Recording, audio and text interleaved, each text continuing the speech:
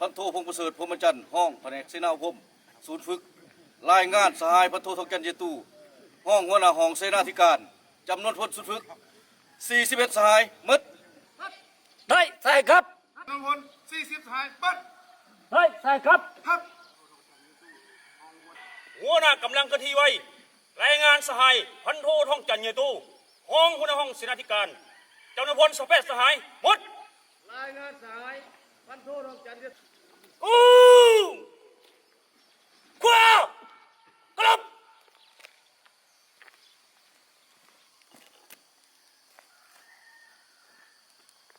เอาพันโททองจันทร์เยตู600สหายหมดได้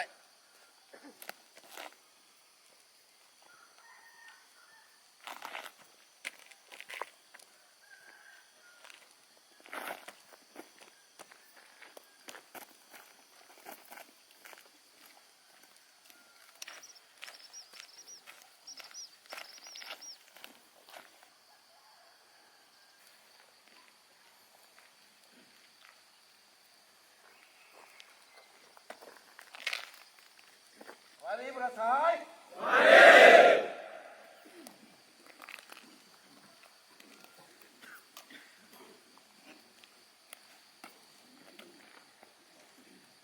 อยู่ทุ่งเขาประจำที่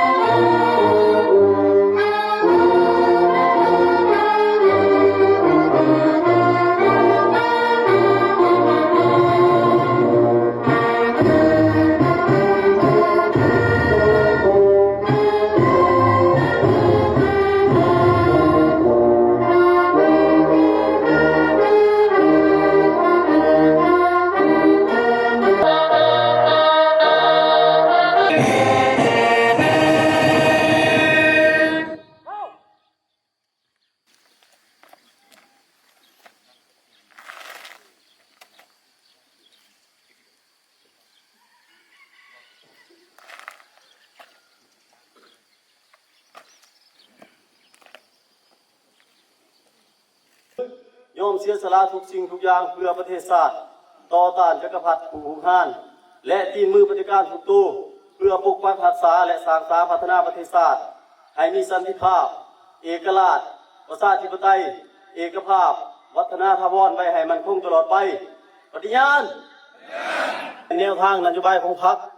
บรรดาระเบียบกฎหมายของรัฐเฮ็ดสำเร็จหน้าที่เวียกงานที่รับการมอบหมายปฏิญาณยกสูงสติระวังตัวต่อกลอุบายยุทธศาสตร์หันเปลี่ยนโดยสันติของศัตรูรักษาความลับอย่างเด็ดขาดเวลาถูกศัตรูจับถึงจะถูกทุบตีทรมานหลอกลวงแนวใดก็บ่ยอมจำนนอย่างเด็ดขาดเด็ดเดียวตั้งต่อบริสุทธิ์ต่อพรรคต่อประเทศชาติจนถึงวิธีสุดท้าย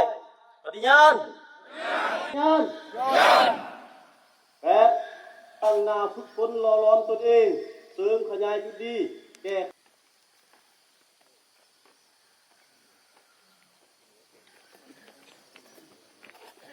งานเตรียมพร้อมสู้รบประชาชนจะใช้ทั้งมีกำลังและมีพาหนะเตรียมพร้อมสู้รบนอกจากนั้นปรากฏการณ์ยาบ้าหายแห้ง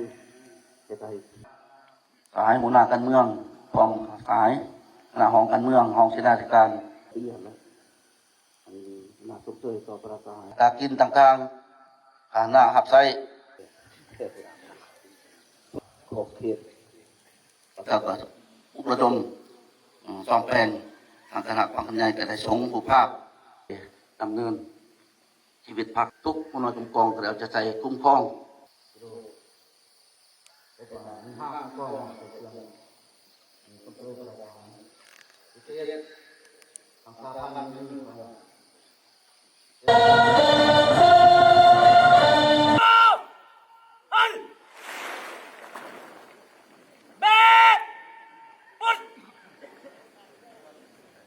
น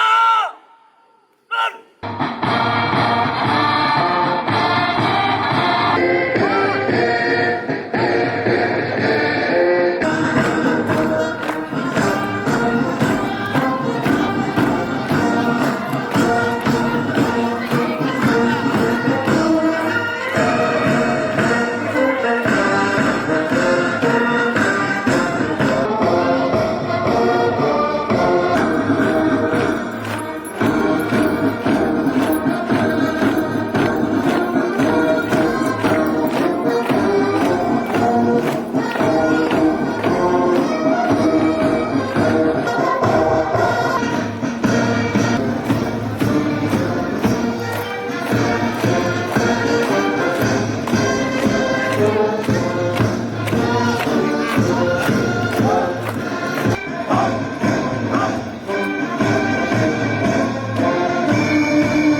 ละตั้งหน้าฝึกฝนหล่อหลอมตนเองเสริมขยายจุดดีแก้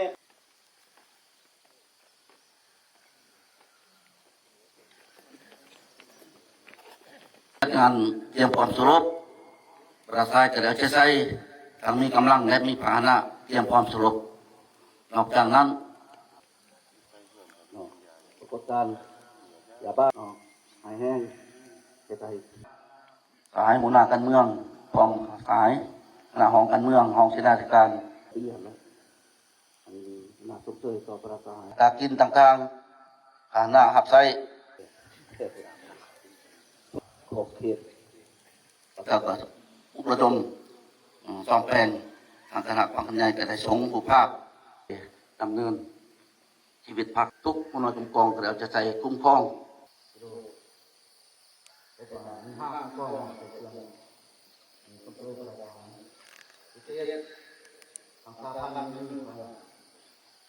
ทาง